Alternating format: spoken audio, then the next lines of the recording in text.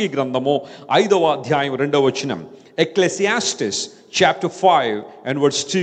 అందులో రాయబడిన మాట ఇలా ఉంది. ప్రసంగి గ్రంథం 5వ అధ్యాయము 2వ వచనం.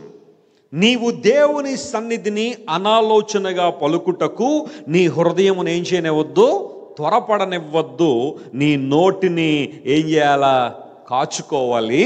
ఎందుకు అంటే నీ మాటలు కొద్దిగా ఉండాలి. కారణం ఏంటంటే దేవుడు ఆకాశమందు ఉన్నాడు, నువ్వెక్కడున్నావు, భూమి మీద ఉన్నావు. దేవుని సన్నిధికి వచ్చినప్పుడు మన నోటిని ఏం చేయాలంట, ఏది పడితే అది మాట్లాడడానికి కాదు ఇక్కడ ఉన్నది. కొంతమంది దేవుని సన్నిధికి వచ్చి ఏది పడితే అది మాట్లాడేయడం, ఏది అనిపిస్తే అది చెప్పేయడం, మళ్ళీ దానికి రకరకాల పేర్లు పెడతారు వాళ్ళు. కానీ దేవుని వాక్యం చెప్పట్లా. దేవుని మందిరానికి వచ్చినప్పుడు నీ నోటిని నువ్వేం చేయాలట, కాచుకోవాలి. అపవిత్రమైన మాటలు కానీ, సరసోక్తులు కానీ, వ్యర్థమైన మాటలు కానీ, అవిశ్వాసపు మాటలు కానీ దేవుని సన్నిధిలో ఏం చేయకూడదు, మనం పలకకూడదు.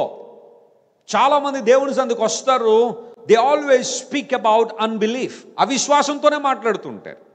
ఒకసారి ఒక ఆమె ఇంటి ముందు కొండ పోవాలని ప్రార్థన చేయడానికి కూర్చుందట, ఉపవాస ప్రార్థన. ఉదయం నుండి స్టార్ట్ చేసింది, సాయంకాలం అయిన తర్వాత కొండ పోలేదు. అప్పుడు అనుకుందట, ఇది పోదని నాకు ముందే తెలిసి అందంట. చెప్పండి, ఇది పోదని నాకు, మరి ఉదయం నుండి సాయంకాలం దాకా నువ్వు ఎందుకు ప్రార్థన చేసావు? పోదని ముందే తెలుసట, కానీ ఏం చేసిందట, ప్రార్థన చేసిందట. అవిశ్వాసపు మాటలు.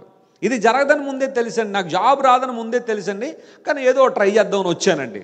Don't speak like that. దేవుని సన్నిధిలో అవిశ్వాసంతో మనం ఏం చేయకూడదట, మాట్లాడకూడదు. మీకు విషయం తెలుసా, నూతన నిబంధన ప్రారంభ కాలంలో ఒక అపూర్వమైన సంఘటన జరిగింది.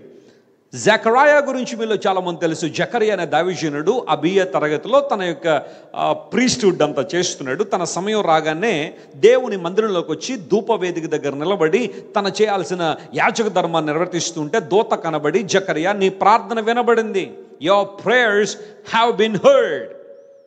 దేవుడును నీ కుటుంబంలోకి అద్భుతం చేయబోతున్నాడు. నీ భార్య ఒక బిడ్డకి జన్మనిస్తుంది, కుమారుడికి జన్మనిస్తుంది.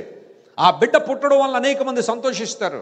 అతడు ప్రభు కార్యాలు జరిగిస్తాడు, దేవుని మార్గాన్ని సరళం చేస్తాడని అద్భుతమైన మాటలని చెబుతా ఉంటే జకరియా అవిశ్వాసంతో మాట్లాడడం మొదలుపెట్టాడు. అందులో బట్టి ఏమైందో తెలుసా, బిడ్డ పుట్టేంత వరకు జకరియా నోటిని దేవుడు ఏం చేశాడు, క్లోజ్ చేశాడు.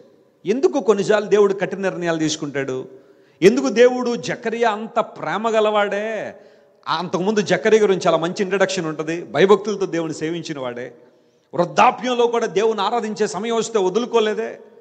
అలాంటి స్థితిలో ఉన్న జకరియా నోటిని దేవుడు ఎందుకు మూసేశాడో తెలుసా? జకరియా స్టాప్, అవిశ్వాసం మాటలు ఇంక నీ నోటి నుండి రాకూడదు, నా కార్యం జరిగేంత వరకు నీ నోటిని మోస్తున్న కారణం ఏంటో తెలుసా? నీ అన్బిలీఫ్కి ఉన్న పవర్ ఏంటో తెలుసా? దేవుని కార్యాలను కూడా నిలిపేస్తుంది కొన్ని సందర్భాల్లో. దేవుడు అందుకనే షట్ యువర్ మౌత్ అన్నాడు, మాట్లాడద్దు. ఎందుకోసం తెలుసా? నీ అవిశ్వాసం మాటలు నీ ఆశీర్వాదం దూరం చేసేస్తున్నాయి. Are you speaking with unbelief many times? దేవుని సందుకు వస్తున్నావు కానీ అవిశ్వాసంతోనే మాట్లాడతావు.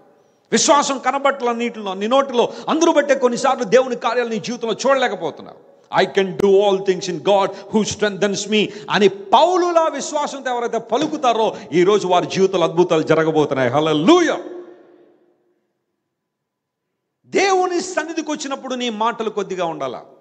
ఎందుకోసం అంటే దేవుడు ఆకాశం ముందు ఉన్నాడు, ఇక్కడ నువ్వు పలికే ప్రతి మాట కౌంట్ అవుద్ది. దేవుని సన్నిధిలో నువ్వు పలికే ప్రతి మాటను దేవుడు పరిగణలో తీసుకుంటాడు. If you speak with faith, miracles will happen. If you speak with unbelief, miracles will be stopped.